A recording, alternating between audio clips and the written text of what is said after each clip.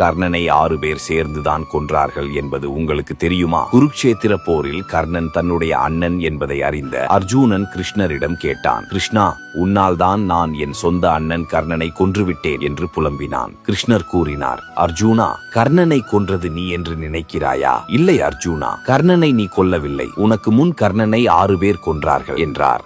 அர்ஜுனன் ஒன்றும் புரியாமல் விளக்கம் கேட்டான். கிருஷ்ணர் கூறினார், ஆமாம் அர்ஜுனா, முதலில் இந்திரன் கர்ணனின் கவச குண்டலத்தை பெற்றுக் கொன்றான். இரண்டாவதாக பரசுராமர் கர்ணனிடம் மந்திரங்கள் மறந்து போகும் என்று சாபம் அளித்துக் கொன்றார். மூன்றாவது கர்ணனால் தன் மகனை இழந்த பிராமணர் முக்கிய நேரத்தில் உன் தேர் நகராது என்று சாபமிட்டு கொன்றார். நான்காவது உன் தாய் குந்தி நாகாஸ்திரத்தை உன் மீது 2வது முறை உபயோகிக்க கூடாது என்று சபதம் வாங்கிக் கொன்றாள். 5வது போரில் கர்ணனின் தேர் மண்ணில் சிக்கிய போது சல்லிய மன்னன் கர்ணனுக்கு உதவி செய்யாமல் கொன்றார். இறுதியாக நாகாஸ்திரம் உன்னை தாக்காமல் இருக்க தேரை கீழிறக்கி உன்னை காப்பாற்றிய வாசுதேவ கிருஷ்ணன் ஆகிய நாங்கள் 6 பேரும் சேர்ந்துதான் கர்ணனை கொன்றோம். இல்லையெனில் உன்னால் மட்டுமல்ல, யாராலும் கர்ணனை கொன்றிருக்க முடியாது அர்ஜுனா என்றார் கிருஷ்ணர்.